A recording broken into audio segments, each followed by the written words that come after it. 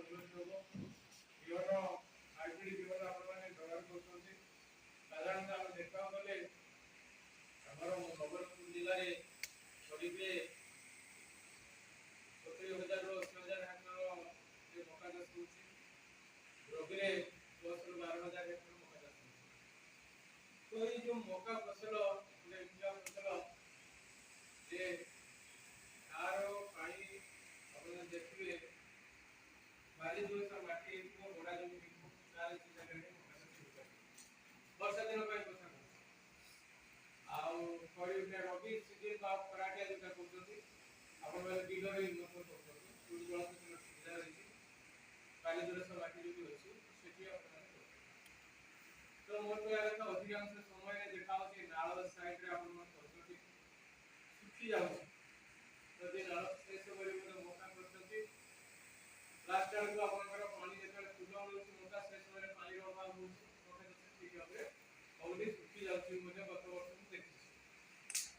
ए और एई पात्री फात्री एरिया मु बुझछि कि मोटा सुखी छि काना नाळ उडा करे पानी पूरा प्रतिदिन चाष कर वर्षा हेले सिला वर्ष जहा वर्षा बन हिछि वर्ष मका चाष जवानी पद्धति फूल प्रोडक्शन होबे आशा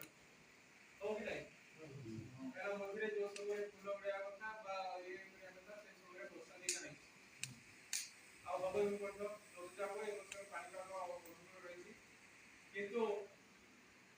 ये खबर खबर हैला पत्र मारे के जल चाषी क्षतिग्रस्त नहीं तो मोर कहया କଥା मका एक फसल मका फसल शहर आपको विषय पर धीरे अमल होती 4 पैसा फसल आपण माने जो लोग होती हाइब्रिड पूर्ण साधारण हाइब्रिड मका विभिन्न कंपनी आजकल आसी घर के पहुंच गलानी से पाइबेरी हो मॉन्संट हो सिंजेंटा हो आपन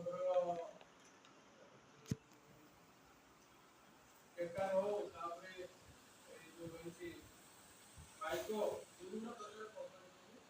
तो ये लगाओ से सब कंपनी गुडा का ताकर सब निजर प्रोडक्शन मका हाइब्रिड मका का से मका आपण गोटे एकड़ को 6 केजी सियारा बंदर जोन 6 केजी हां 6 केजी लागछ 6 केजी लागछ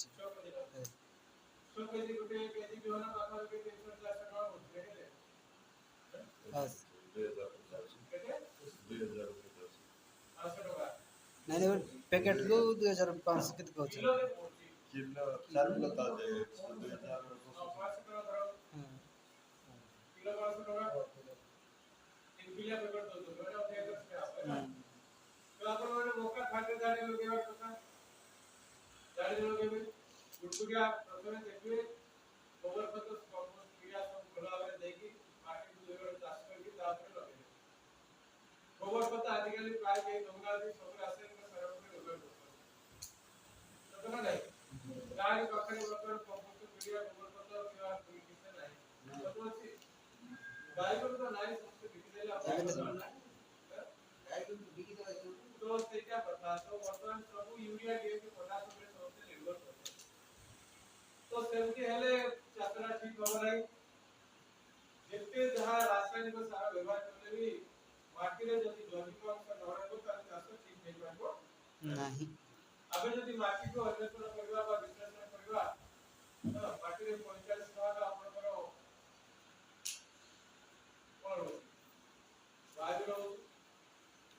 बाकी 50% जल 5% प्राय 35% वायु 25% जल 35% खनिज लवण 5% रहउछि जैविक अंश हैला